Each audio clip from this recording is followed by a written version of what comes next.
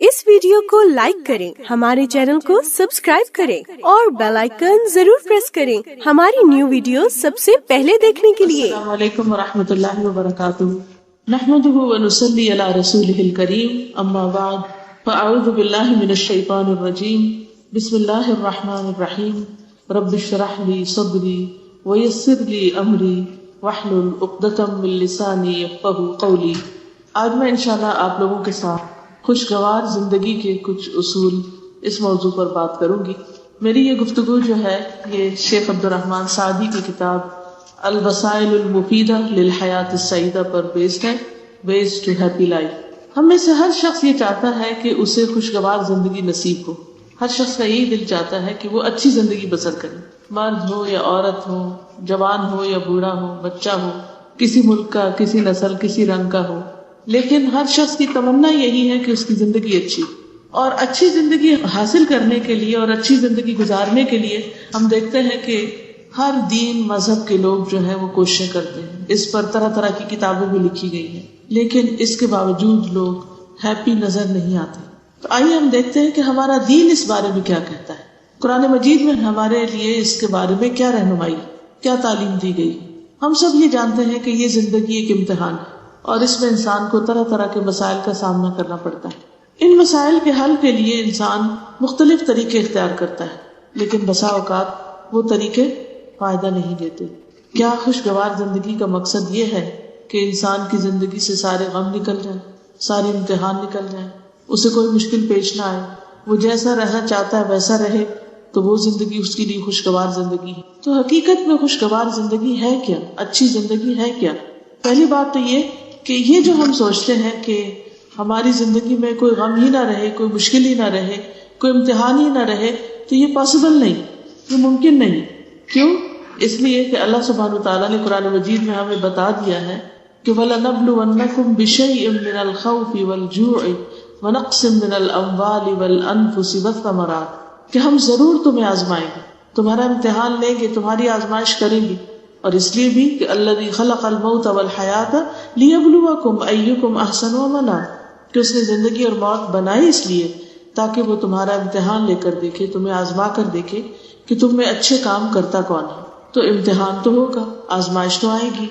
तो फिर अल्लाह ताला भी बता रहे हैं कि जरूर आजमाइश करूंगा, और अल्लाह ताला ने दूसरी जगह पर यह भी हमें बता दिया कि जिंदगी का मकसद ही इंसान को मुख्तलिफ इम्तिहानों से गुजारना है। और दूसरी तरफ हम देखते हैं कि अल्लाह ताला ये भी हमें बताते हैं कि मन अमिल सालिहन मिन ज़करिन औ उन्सा व हुवा मुमिनुन फलनुहयिन्नहु हयातन तय्यिबा व लनजज़ियन्नहुम अजरहुम बिअहसनि मा कानू यअमलून, कि जो कोई नेक अमल करेगा, हाँ मर्द हो या औरत हो, बस वो मोमिन हो, तो हम उसे जरूर अच्छी जिंदगी बसर करवाएंगे। तो इसका मतलब ये है कि अच्छी जिंदगी भी है। तो एक तरफ इम्तिहान है और एक तरफ अच्छी जिंदगी की बशारत दी जा रही है, और बेहतरीन अजर और बेहतरीन सिले और बेहतरीन इनाम की बशारत दी जा रही है। तो ये दो चीजें इकट्ठी कैसे हो सकती, इनको कैसे इकट्ठा किया जाए? तो बात यह है कि अच्छी जिंदगी का ये मतलब नहीं कि इम्तिहान खत्म होंगे, इम्तिहान तो होंगे। अल्लाह ताला ने जैसे फरमाया वलनब्लुवन्नकुम बिशैइन मिनल खौफ, खौफ होगा, वल जू, भूख होगी, व नक़्सिन मिनल अम्वाल, माल कम होंगे, वल अनफुस, जाने कम होंगी, व समरात, फलों की, रिज़्क़ की कमी होगी। ये सब कुछ तो होगा, लेकिन इन सब चीजों की कमी के बावजूद खुश रहना आना चाहिए।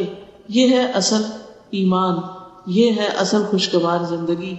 और ये नसीब नहीं होती मगर उसको जिसके अंदर ईमान हो, जिसके अंदर नेक कामों की तलब हो, कोशिश और हिम्मत हो, और वो नेक काम करता रहे।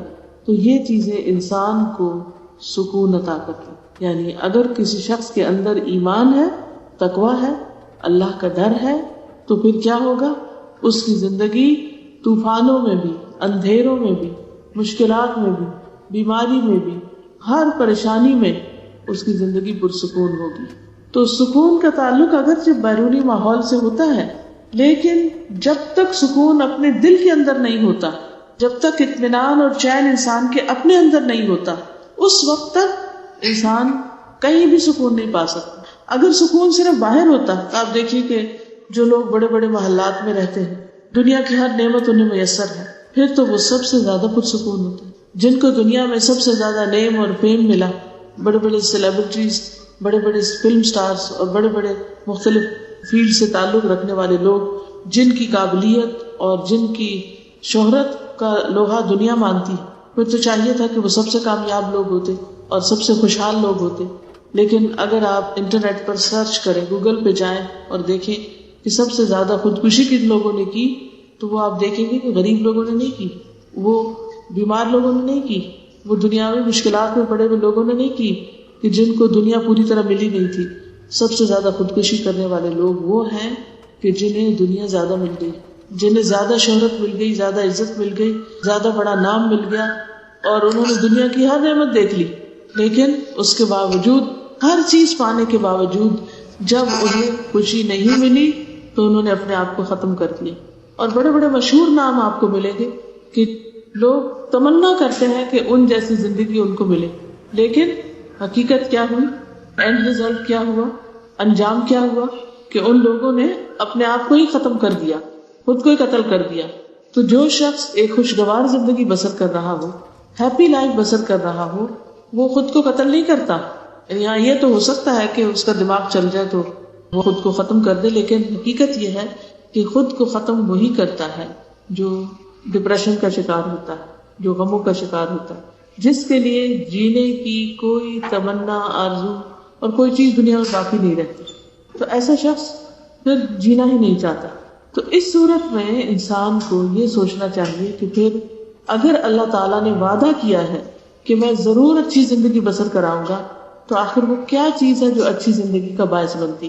تو وہ دو چیزیں ہیں جو بنیاد میں ہیں، اور وہ ہے ایمان اور عمل صالح. ایمان اور عمل صالح. تو بات یہ ہے کہ اگر ہم واقعی خوشگوار زندگی چاہتے ہیں تو اس کے لیے ہمیں اپنے ایمان کی تجدید کرنی ہو، اپنے ایمان کو بہترین بنانا ہو، اور پھر اس کے ساتھ ساتھ اچھے عمل کرنے ہوں گے. حقیقت یہ ہے کہ عمل صالح جو ہے، اچھے اعمال جو ہیں، وہ ایمان کا حصہ ہیں، they are part of ایمان. اور اس کے ساتھ ساتھ تاکید کے لیے ایمان اور عمل صالح دونوں قرآن مجید میں بارہا ایک جگہ پر بھی مینشن کیے گئے. تو اس لیے بہت ضروری ہے کہ ہم اپنے اپنے ایمان اور عمل صالح کا جائزہ لیں. رسول اللہ صلی اللہ علیہ وسلم نے مشکل آنے پر، تکلیف آنے پر مومن کا جو حال بتایا، اس سے پتہ چلتا ہے کہ اس کا ایمان کتنا ہے. نبی صلی اللہ علیہ وسلم نے فرمایا، عجبا لامر المؤمن ان امرہ کلہ لہ خیر. مومن کا معاملہ بھی بہت عجیب ہے، اور بے شک اس کا معاملہ سارے کا سارا خیر پر مبنی ہے، اس میں بھلائی ہی بھلائی ہے. ولیس ذلک لأحد الا للمؤمن. اور یہ چیز مومن کے سوا کسی اور کو نصیب ہی نہیں. اور وہ کیا ہے؟ ان اصابتہ سراء شکر فکان خیرا لہ وان اصابتہ ضراء صبر فکان خیرا لہ.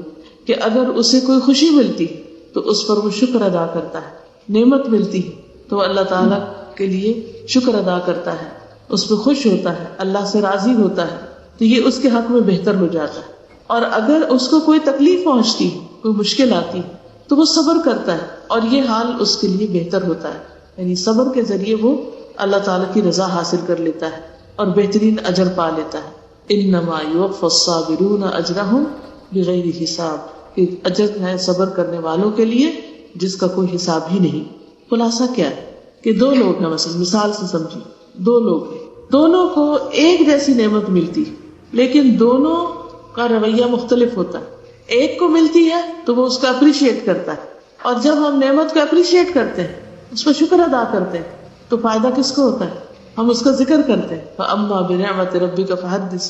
ہم جب منہ سے بول کے کہتے ہیں اللہ تیرا شکر ہے، ہم جب سامنے والے انسان کا شکریہ ادا کرتے ہیں، جب ہم اس نعمت پر خوش ہوتے ہیں، تو اس سے ہمارے دل کا حال اچھا ہوتا ہے. لیکن یہ بتائیے کہ کتنے لوگ ایسے ہیں کہ جو نعمتوں کو دیکھ سکے اور پھر ان کو پہچان کر ان پر شکر بھی ادا کرے کہ اللہ تیرا شکر. تو یہاں یہ بتایا گیا کہ مومن کو ہر وقت پریشانی نہیں رہتی، صرف ایمان کی نشانی پریشانی ہی نہیں ہے، مومن کو خوشی بھی نصیب ہوتی ہے. لیکن مومن خوشی پا کر خوش ہونا جانتا ہے، جبکہ دوسرے لوگ خوشی پا کر خوش ہونے کا طریقہ نہیں جانتے. اگر کوئی شخص شکر کی عادت رکھتا ہے تو یہ اس کی خوشگوار زندگی کی علامت ہے کہ وہ ایک خوش باش شخص ہے. کیونکہ شکر کا اپوزٹ کیا ہے؟ ناشکری. اچھا، جب ناشکری ہوتی ہے تو پھر کیا ہوتا ہے؟ سب سے پہلے تو انسان کمپلینٹ کرتا ہے کہ یہ کیا. مثلاً آپ کو کسی نے پانی پیش کیا تو آپ اس پہ شکریہ ادا نہیں کر رہے. کیوں نہیں کر رہے؟ کیونکہ جس گلاس میں اس نے آپ کو دیا وہ آپ کو پسند نہیں آیا. حالانکہ گلاس کوئی بھی ہو، جو پانی اس کے اندر ہے آپ کو شکریہ تو اس پر ادا کرنا چاہیے کہ وہ آپ کی پیاس بجھانے والا ہے. تو دو طرح کے مائنڈ ہوتے ہیں. ایک اس نعمت پر نظر رکھتے ہیں جو ان کو ملی ہے، آس پاس کی چیزوں کو بھلا دیتے ہیں. اور کچھ لوگوں کا حال کیا ہوتا ہے کہ اس نعمت کو تو بھول جاتے ہیں اور جو اس کے ساتھ پھول کے ساتھ کانٹے ہیں ان کا ذکر بہت کرتے ہیں. نتیجہ کیا ہوتا ہے؟ وہ روتے ہی رہتے ہیں. وہ خوشگوار زندگی بسر کر ہی نہیں سکتے، وہ خوش ہو ہی نہیں سکتے، ان کو خوش ہونا آتا ہی نہیں. تو خوشگوار زندگی کہاں سے ہو؟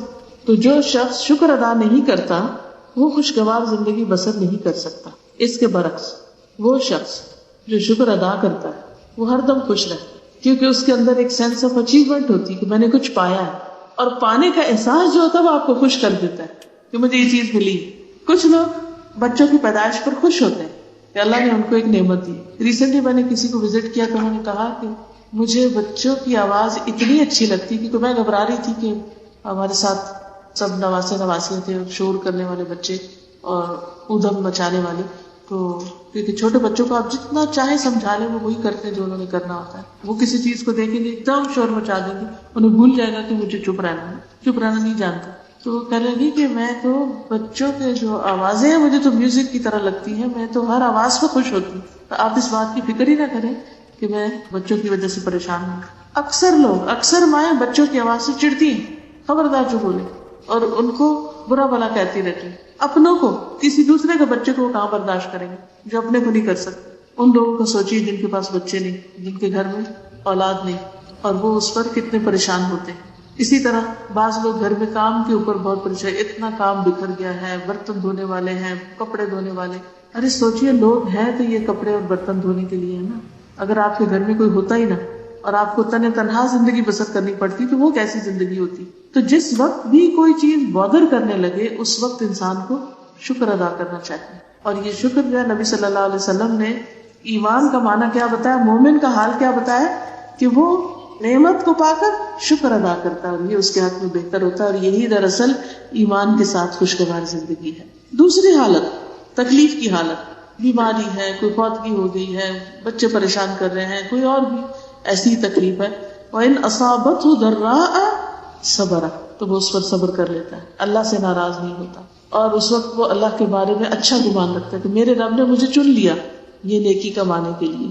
تو اس پر اگر انسان کو یہ پتہ چل جائے کہ تکلیف والوں کا قیامت کے دن اجر کیا ہوگا تو وہ وہاں تمنا کریں گے کہ کاش دنیا میں ہماری اسکن ٹینکیوں سے کاٹ ڈالی جاتی اور ہم بھی آج یہی اجر پاتے جو ان لوگوں کو ملا.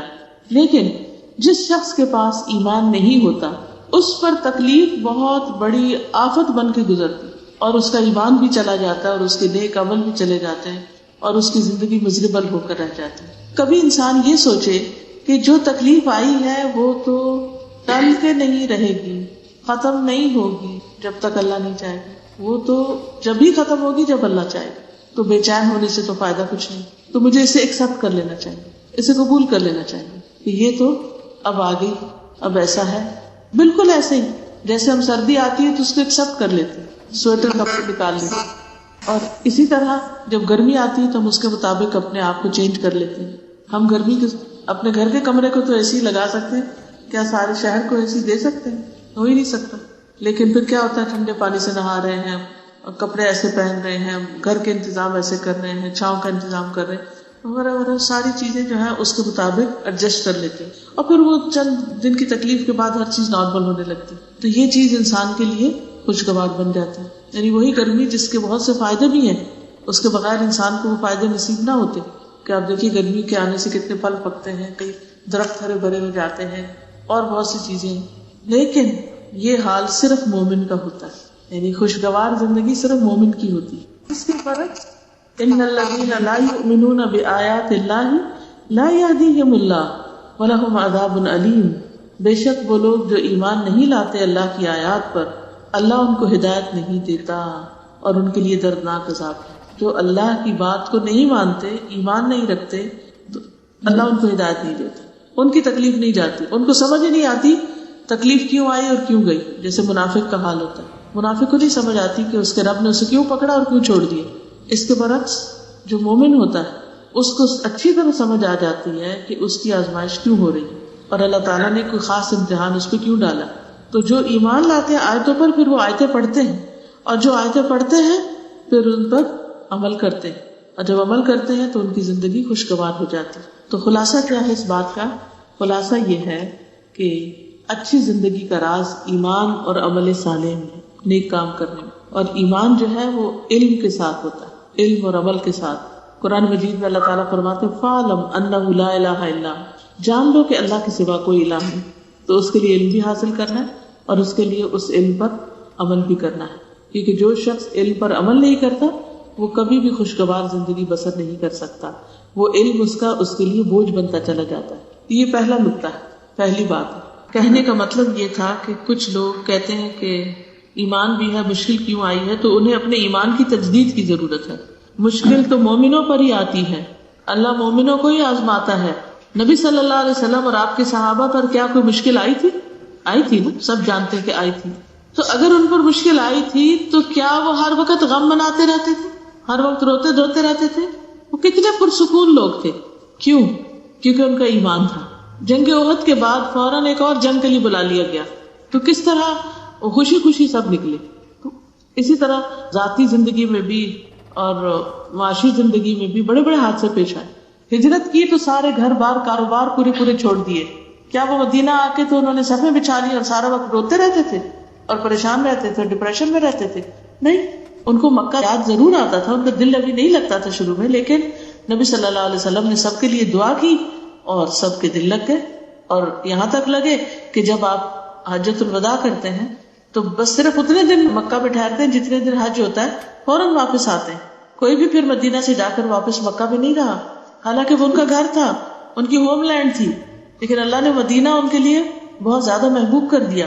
تو یہ سب نعمتیں ایمان کے ساتھ ملتی. دوسری چیز الاحسان الی الخلق بالقول والفعل، مخلوق کے ساتھ احسان، قول اور فعل کے ساتھ. اگر کوئی شخص یہ چاہتا ہے کہ اس کی زندگی خوشگوار ہو تو اس کو کیا کرنا چاہیے؟ لوگوں کے ساتھ اچھی طرح پیش آنا چاہیے. جیسے قرآن مجید میں آتا ہے قولوا للناس حسنا، لوگوں کے ساتھ اچھی طرح بات کرو. جب آپ کسی سے اچھے سے بات کریں گے تو آپ کے اندر ایک خوشی آئے گی، اور اگر آپ غلط طریقے سے بات کریں گے تو آپ کے دل کے اندر خود تکلیف پیدا ہوگی. آپ کے دل کے اندر ایک ملال آئے گا، ایک گلٹ سی آئے گی. بعض اوقات ہم غصے میں آ کے دوسرے کو برا بھلا کہہ دیتے ہیں، لیکن اس کے بعد حال کیا ہوتا ہے؟ کس طرح محبت جو ہے وہ گھروں کے اندر ایک خوشحالی پیدا کر دیتی ہے، اور کس طرح سب لوگ آپس میں بھی خوش رہتے ہیں، صحت بھی اچھی رہتی ہے، اور بڑے بڑے مسائل جو ہیں ان کو برداشت کرنا آسان ہو جاتا ہے. اور جب ایک دوسرے کے ساتھ موافقت نہیں ہوتی، محبت نہیں ہوتی، یا ایک دوسرے سے اچھی طرح انسان بات نہیں کرتا، تو زندگی خوشگوار ہو ہی نہیں سکتی. اس کے لیے دوسرے کا انتظار مت کیجیے. آپ دوسرے کو کہیے آئی لو یو، آپ کہیے، چاہے وہ آپ کو نہ کہے. اپنے بچوں کو بتائیے، کیونکہ ہم بچوں کو نہیں بتاتے، روگ ختم ہو جائے گا ہمارا. اب نتیجہ کیا ہوتا ہے؟ ساری زندگی بچے ترستے ہیں، وہ سمجھتے ہیں ہمارے ماں باپ ہم سے کوئی محبت نہیں کرتے، آپ تو ہم سے پیار ہی نہیں کرتے. یہ شکایت ہونی نہیں چاہیے بچوں کو. اپنے ماں باپ سے کہیے، اپنے ہسبینڈ سے کہیے، اپنے دوستوں سے کہیے. تو آپ دیکھیے کہ یہ چھوٹا سا ہی کہنا کہ I love you for the sake of اللہ آپ کا مقام کتنا اس دوسرے شخص کے دل میں بڑھا دے گا.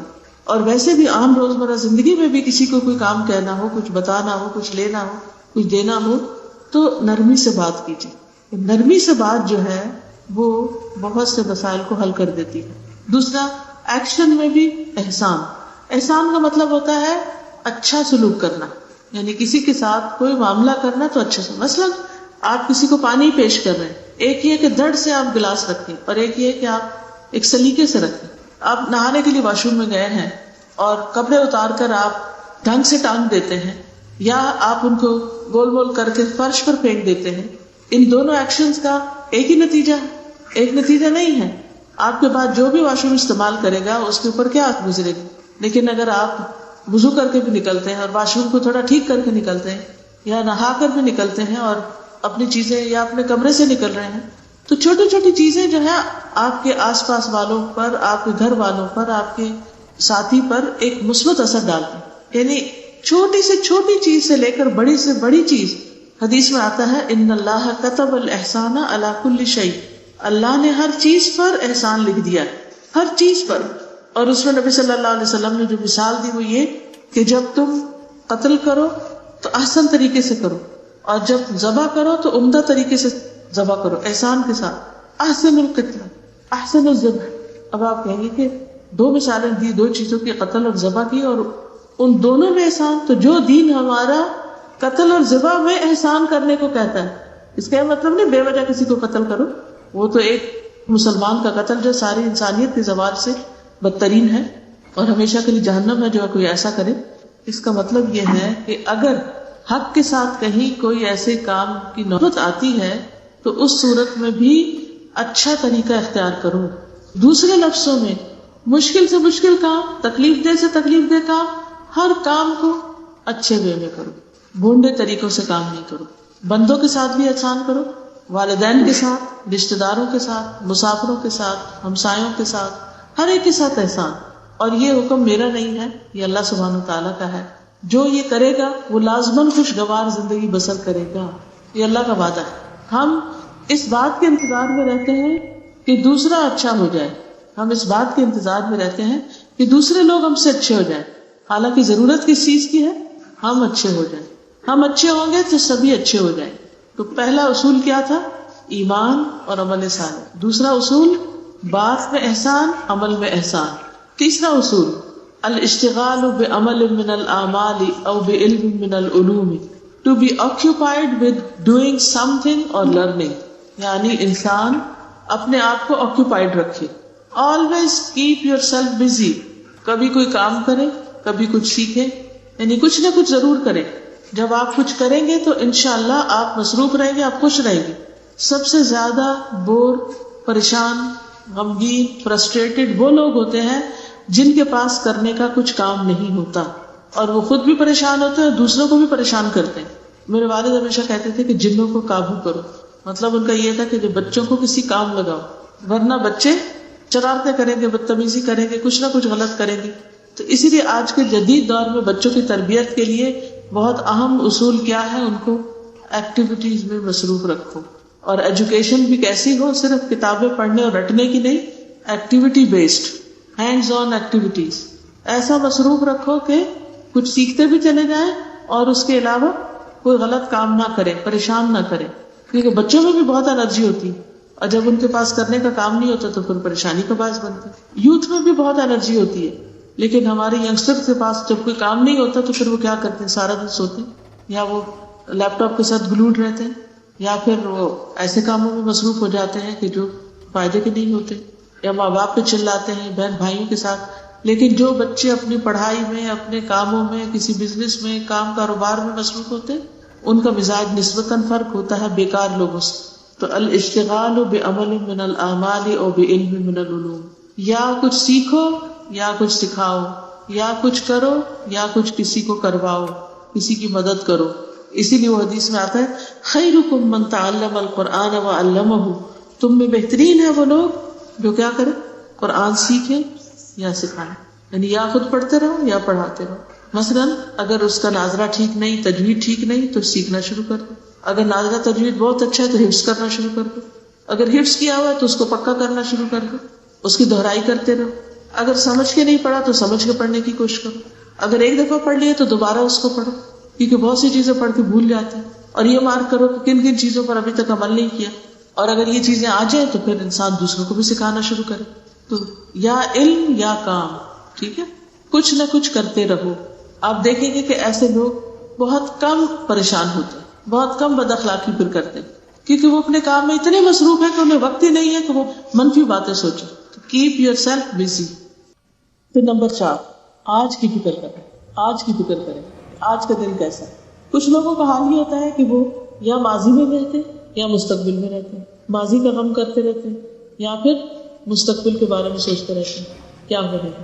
اس کی چھوٹی سی مثال ہے، جیسے ایک لڑکی ہے، شادی نہیں ہوئی تو وہ کیا سوچتی رہتی، میری ساری سہیلیوں کی شادی ہو گئی، میری کیوں نہیں ہوئی. اور اسی فکر میں کئی لوگ ہیں جو اس فکر میں، مائیں بھی اور بچے بھی، سخت غمگین اور رنجیدہ، سارے کام کاج چھوڑ کے ہاتھ پہ ہاتھ رکھ کے اس بات کے انتظار میں بیٹھے کہ کس دن کوئی رشتہ آئے اور شادی ہے. پھر شادی کی تیاری میں خوب مصروف ہو. پھر بڑے خوش ہوں. اگر ایسی کوئی مصروفیت شادی سے پہلے بھی نکال لیں تو آپ کی خوشی کی انتہا نہ رہے. اچھا پھر کیا ہے, شادی ہو گئی, اب اس پہ بھی راضی نہیں. اب یہ کہ شادی بچہ کب ہوگا, پریگننٹ کیوں نہیں ہوئی, کیا پتا, طرح طرح کے وسوسے, کیا پتا بچہ ہی نہ ہو, پھر کیا بنے, پتہ نہیں میں بچ سکوں گی کہ نہیں. اچھا چلے وہ مرحلہ بھی گزرا, اللہ نے خوشخبری سنا دی. اب سارے وقت یہ پریشانی, پتہ نہیں وہ بچہ پیدا کیسے ہوگا, بیٹا ہوگا کہ بیٹی ہوگی, صحیح سلامت ہوگا یا نہیں ہوگا, اور ہر روز اٹھ کے غم بچارنا. اچھا بچہ ہو گیا, اب پتہ نہیں یہ صحت مند ہوگا کہ نہیں, یہ بولے گا کہ نہیں, یہ صحیح دیکھتا بھی ہے کہ نہیں. ٹھیک ہے ایک آدھ دفعہ انسان دیکھ لے, چیک کر لے, اور اس کے بعد ختم, معاملہ ختم. لیکن ہم لوگوں کی عادت ہے, ہم نے صرف غمگین رہنا ہی سیکھا ہے, اور غم پالے ہوئے, جیسے بچے پالتے ہیں نا, جیسے غم پالے ہوئے, ان کو ادھر ادھر نہیں ہونے دینا. کوئی اگر ہمیں کہے بھی کہ مت سوچو زیادہ, تو نہیں نہیں نہیں, یہ کیسے ہو سکتا ہے, یہ تو میری جی کو لگی ہوئی بات, اس کو تو میں بلا ہی نہیں سکتی. کچھ ماضی کی بات ہے, کچھ مستقبل کی. تو فکر آج کی کرو, اس وقت کیا کر سکتے ہیں, آج جو کچھ کر سکتے اسے کر گزرو. تو آج میں رہنا سیکھیے, اس وقت کو صحیح استعمال کیجیے جو آپ کے ہاتھ میں ہے, جو آپ کو ملا ہوا ہے. نبی صلی اللہ علیہ وسلم نے فرمایا, احرص علی ما ینفعک, اس بات کی حرص رکھو جو تمہیں فائدہ دے, فائدہ پہنچانے والی چیزوں کے بارے میں سوچو. واستعن باللہ, اور اللہ سے مدد مانگو. ولا تعجز, اور عاجز مت بنو. وان اصابک شیء, اور اگر کوئی مصیبت آ جائے تمہیں, فلا تقل, تو مت کہو لو انی فعلت کان کذا وکذا, کاش میں ایسا اور ایسا کرتا تو ایسا اور ایسا ہوتا. ولکن قل قدر اللہ وما شاء فعل, مگر کہو کہ اللہ کی قدر, اور جو اللہ نے چاہا وہ کیا. فإن لو تفتح عمل الشیطان, کیونکہ لو جو ہے وہ شیطان کے عمل کا دروازہ کھول دیتا. تو اس سے کیا پتہ چلتا ہے کہ انسان کو آج جو بھی اپرچونٹیز ملی ہے, صحت ہے, جوانی ہے, زندگی ہے, نعمتیں ہیں, سہولتیں ہیں, ان سب سے فائدہ اٹھائے اور کچھ نہ کچھ کر جائے اپنے لیے. کیونکہ ایک دن جو گزر گیا وہ ہماری زندگی سے مائنس ہو گیا, اور ہم ایج پہ پہنچتے چلے جاتے ہیں. کبھی آپ نے دیکھا ہوگا نا کہ کسی بھی چیز کی جب پائل ہوتی ہے تو وہ ایک چیز ہٹی, دوسری ہٹی, تیسری ہٹی, چوتھی ہٹی, ہٹتے ہٹتے ہٹتے ہٹتے ختم, خلاص پوری پائل ختم. تو ہر سال اور ہر مہینہ اور ہر ہفتہ اور ہر دن ایک ایک پائل ہے جو ہم اتارتے چلے جا رہے ہیں, ہم سے مائنس ہوتی چلی جا رہی. ایک دن آئے گا کہ زندگی ختم ہو جائے گی, کچھ کرنے کے قابل نہیں رہے گی. تو اس لیے اس زندگی میں کچھ کر جائیں اور اس میں مصروف ہو جائیں. جیسے آپ لوگوں نے کورسز جوائن کیے ہوئے ہیں, تو ان کو بوجھ نہ سمجھا کریں, ان کو اپنے لیے فائدے کی چیز سمجھیں اور خوب خوب محنت کر کے سیکھتے چلے جائیں.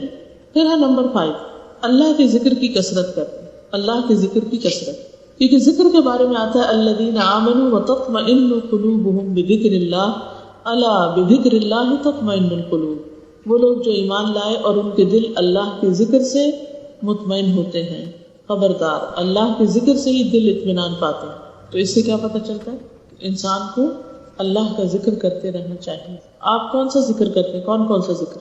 کتنے لوگ صبح شام کی دعائیں پڑھتے ہیں؟ صبح شام کے اذکار جو ایاک نستعین میں ہیں کون کون پڑھتے ہیں؟ سونے جاگنے کے اذکار کون کون پڑھتا ہے؟ کیونکہ جو شخص صبح شام کے اذکار اور سونے جاگنے کے اذکار پڑھتا ہے وہ ذاکرین اللہ کثیرا والذاکرات میں شمار ہوتا ہے, کہ جو کثرت سے اللہ کا ذکر کرنے والے مرد اور عورتیں. یہ دونوں اپلیکیشن بھی موجود ہیں ٹیلی فون پر.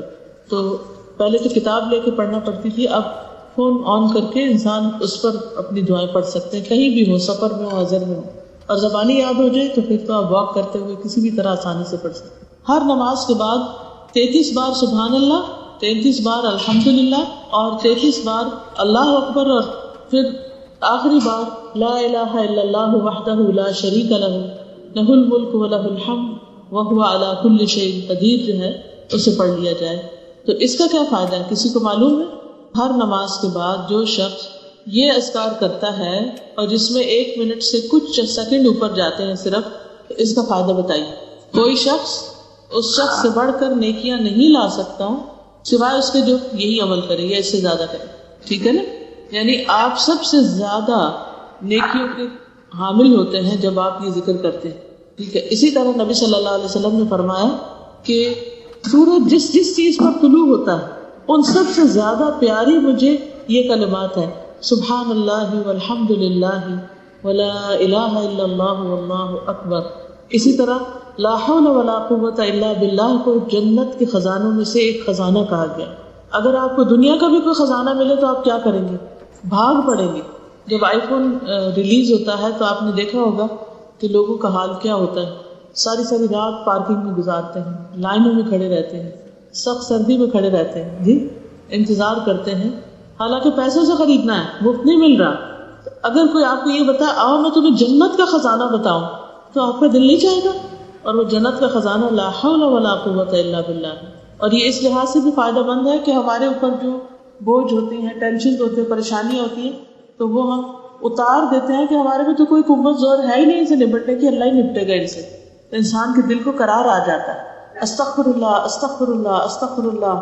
استغفار پڑھنا ساری مشکلات سے نکلنے کا حل ہے, طریقہ ہے, راستہ ہے. مال, بیٹے, نہریں, رزق, ہر چیز میں اضافہ ہوتا ہے جب انسان استغفار پڑھتا ہے. چھٹی چیز ہے اللہ کی نعمتوں کا ذکر کرنا, التحدث بنعم اللہ تعالی. ظاہری نعمتیں بھی اور باطنی نعمتیں بھی, ظاہر بھی اور ہڈن بھی, اللہ کی نعمتوں کا اظہار کرنا, ذکر کرنا. جیسے شروع میں نے کہا نا کہ جب انسان شکر گزار ہوتا ہے تو اس کو نعمتیں نظر آنے لگتی, پھر وہ ان کو مینشن بھی کرتا ہے اور اس پر خوش ہوتا ہے کہ اللہ تیرا شکر ہے تو نے زندگی کا آج یہ دن دیا, اللہ تیرا شکر ہے تو نے ہمیں ایک اچھی بات سکھا دی, اللہ تیرا شکر ہے تو نے فلاں سے ملا دیا. یعنی مختلف اس طرح کی چیزیں جب انسان کرتا ہے تو یعنی نعمتوں کا بول کر ذکر کر کے اللہ کے ساتھ شکر کرے تو وہ اس کا امپیکٹ کچھ اور ہوتا ہے. انسان کے کان سنتے ہیں, دل پہ اثر ہوتا ہے. اللہ تعالیٰ کو پتہ ہے سب, لیکن اکیلے میں آپ یہ ایکٹیویٹی ضرور کریں, اکیلے میں جا کر کے اللہ تیرا شکر تو نے آج ہمیں یہ باتیں سنوائی. فائدہ کیا ہوگا, اللہ تعالیٰ اور اچھی اچھی باتیں سنوائے گا. اور فائدہ کیا ہوگا کہ آپ کے دل کو ایک عجب راحت محسوس ہوگی اور یہ چیز عمل میں آ جائے گی. یعنی کانسٹنٹلی آپ کی عادت بن جائے گی.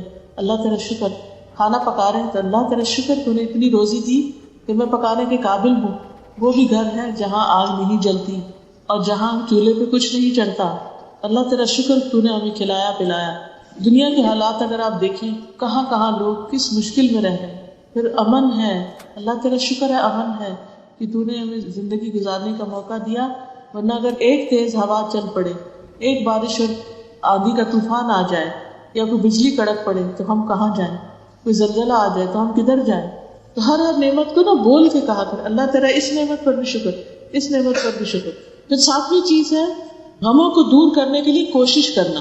اس کوشش میں ایک کوشش اب بتا دیتی ہوں, وہ یہ کہ جو ہم سے زیادہ غمگین لوگ ہیں ان کے حال پر نظر رکھنا, اپنی پریشانی کے وقت دوسروں کی پریشانی دیکھنا, اور جب کوئی نعمت ملے تو اپنے سے کم درجے والے کو دیکھنا کہ اس کے پاس نہیں, تو پھر نعمتوں کی قدر ہونے لگے گی. اور نمبر 8 ہے انپلیزنٹ تھنگس کو بھول جانا, جو پاسٹ کی ہیں ان کا ذکر نہ کرنا. کچھ لوگ اتنے بہادر ہوتے ہیں, ان پہ بڑے بڑے مسائل گزرتے ہیں, لیکن وہ کسی سے بھی ذکر نہیں کرتے. وہ یہ کہتے ہیں کہ میرے رب کو پتا ہے, وہی جزا دینے کے لیے کافی. چھوٹی چھوٹی چیزیں, ضروری نہیں ہوتا کہ ہر وقت آپ دوسروں سے شیئر کریں اپنے غم اور دکھ اور پریشانی. اب ایک چھوٹی سی مثال دیتی ہوں. میں جب آنا تھا مجھے اس دفعہ دبئی اور سب بچے وغیرہ اکٹھے ہو رہے تھے, تو میں نے صبح سوچا کہ اپنا ہینڈ کیری پیک کر کے رکھ دوں اور پاسپورٹ وغیرہ بھی نکال کے رکھ دوں, تاکہ این جانے کے وقت مجھے پھر سارا دن فکر نہیں رہے گی. کیونکہ ہر وقت کیا ہوتا ہے جب انسان کو جو کام کرنا ہوتا ہے وہ نہیں کرتا تو اس کے مائنڈ پر ایک ٹینشن رہتی ہے, اچھا مجھے یہ کرنا ہے, مجھے یہ کرنا ہے. تو وہ جب میں نے کبڈ کھولی اپنے جہاں پاسپورٹ رکھتی تھی وہاں دیکھا تو پاسپورٹ نہیں. اب ایک چیز اٹھائی, پاسپورٹ نہیں. سوچنا بھی شروع ہو گئی کہ لاسٹ ٹائم پاسپورٹ کہاں دیکھا تھا, کچھ یاد نہیں آ رہا تھا. اور اس وقت مسلسل میں اپنے دل کا جائزہ لیتی رہی کہ اس سارے ارینجمنٹ کے باوجود اگر میں نہیں جا پاتی تو میں کس طرح ریئیکٹ کروں گی, کس طرح بہیو کروں گی اور اس چیز کو کس طرح لوں گی. تو میں نے سارا اپنے لیے پلان کر لیا کہ میں اس یکسوئی کے وقت کو, جب کہ میرے پاس کوئی بھی نہیں ہوگا, تو کیا کیا پڑھوں گی اور کیا کیا کروں گی. اور تھوڑی دیر کے لیے فکر تو ضرور ہوئی کہ اس میں دوسرے ویزے بھی ہیں, کہ اب سب نیا پاسپورٹ بنوانا اور پھر ویزے لگوانا وقت بہت ضائع کرتا ہے, اس کی مجھے زیادہ فکر تھی. خیر میں واپس آ کے بیٹھی, میں نے لاسٹ ٹائم جو ٹریول کیا تھا کسی کے ساتھ اس کو پوچھا تو نہیں ملا. خیر پھر تھوڑی دیر بعد سوچا کہ اسی جگہ جہاں میں رکھتی ہوں ہمیشہ اس کو تھوڑا سا دیکھا. پھر تیسری دفعہ شاید میں جا کے وہی جگہ کھولی اور ایک فائل پڑی تھی, اس کو اٹھایا, اس کے نیچے نہیں ملا. ایک اور پیکٹ پڑا تھا, جب اس کو اٹھایا تو اس کے نیچے پاسپورٹ تھا. الحمدللہ میں نے اس بات کو نہ اپنے ہسبینڈ سے ذکر کیا, نہ اپنے بچوں سے, کسی سے نہیں, لیکن ایسی بات ہو رہی تھی تو میں نے خود سے ذکر کیا اور تھوڑا سا مجھے بتا دیا کہ اس طرح ہوا, ہو سکتا تھا کہ میں نہ آ پاتی.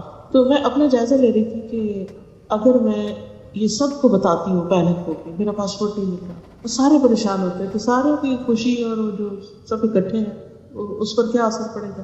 اور ابھی تک میں نے ان کو نہیں بتایا کہ میرے ساتھ کیا ہوا, نہ میری صحت پہ کوئی اثر نہ ان کی صحت پہ کوئی اثر.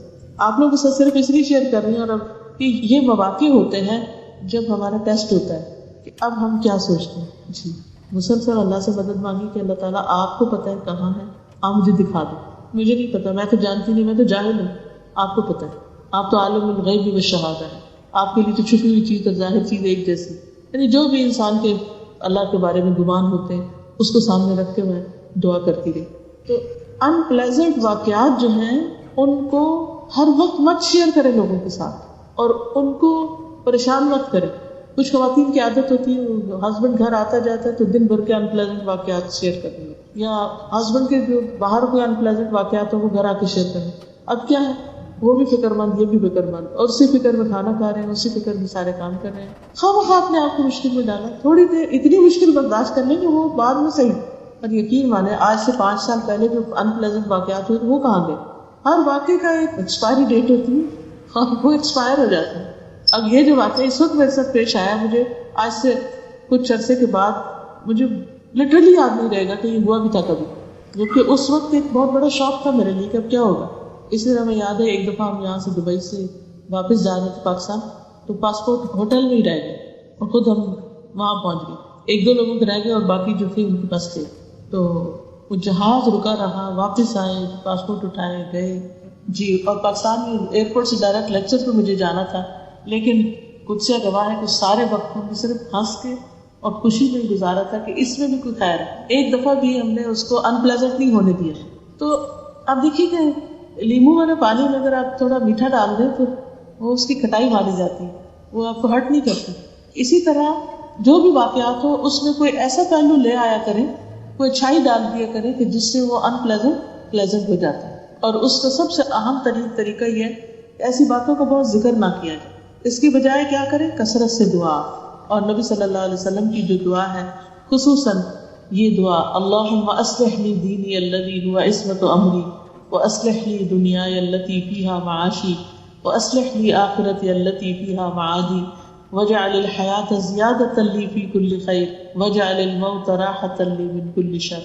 اے اللہ میرے دین کی اصلاح کر دے, میرا دین درست کر دے جو میرے معاملے کی بچاؤ کا ذریعہ ہے, اور میری دنیا کی درستگی کر دے جس میں میری زندگی ہے, اور میری آخرت درست کر دے جس میں مجھے لوٹ کے جانا ہے, اور میری زندگی کو ہر خیر کے حاصل کرنے کا ذریعہ بنا دے, اور میری موت کو ہر شر سے بچنے کا ذریعہ بنا دے. جب ایسا کوئی حادثہ پیش آئے تو رحمت کی دعا کرنے لگے. میں نے اس وقت وہی پڑھا جو نبی صلی اللہ علیہ وسلم بدر کے موقع پڑھے تھے, یا حی یا قیوم برحمتک استغیث اللہم رحمتک ارجو فلا تکلنی الی نفسی طرفۃ عین واصلح لی شأنی کلہ لا الہ الا انت. پھر اسی طرح یہ ہے کہ شیطانی وسوسوں سے انسان اپنے آپ کو بچائے اور غمگین نہ ہونے دے, کیونکہ جب ہم غمگین ہوتے ہیں تو کمزور ہوتے ہیں. جب کمزور ہوتے ہیں شیطان اور زیادہ ہمیں ٹریپ کرتا ہے اور ہمیں نیکی کے رستوں سے ہٹا دیتا ہے. تو اس سے بچنے کی کوشش کرنی چاہیے, یعنی شیطانی وسوسوں کو اندر داخل نہیں ہونے دینا. اس کے برعکس اللہ سبحانہ وتعالیٰ پر بھرپور توکل, کیونکہ اللہ تعالیٰ کا وعدہ ہے وَمَن يَتَوَكَّلْ عَلَى اللَّهِ فَهُوَ حَسْبُهُ, جو اللہ پر توکل کرے گا اللہ تعالیٰ اس کے لیے کافی ہو جائے گا. یعنی توکل کرنے والے جو ہیں وہ اپنے منزل کو, اپنے مراد کو, اپنے مقصد کو پا لیتے ہیں. ان اللہ بالغ امرہ, بے شک اللہ اپنا کام کر کے رہنے والا ہے. قد جعل اللہ لکل شیء قدرا, اللہ نے ہر چیز کا ایک وقت مقرر کر رکھا ہے, ایک اندازہ مقرر کر رکھا ہے. پھر یہ ہے کہ اگر کسی کی طرف سے کوئی تکلیف پیش آئے تو اس کو بھی آسان طریقے سے دور کیا جائے. قرآن مجید میں آتا ہے ادفع باللتی ہی احسن, اس طریقے سے دور کرو جو زیادہ بہترین ہو. اور آخر میں پھر یہی کہوں گی کہ بہترین زندگی, خوشحال زندگی وہ زندگی ہے کہ جس کے اندر ایک بیلنس ہو, جو صحیح ہو, فیئر ہو, اللہ کی فرما برداری میں ہو, اور لوگوں پر احسان کرتے ہوئے اور ان کو اپنی اذیت سے بچاتے ہوئے, نقصان سے بچاتے ہوئے گزاری جائے.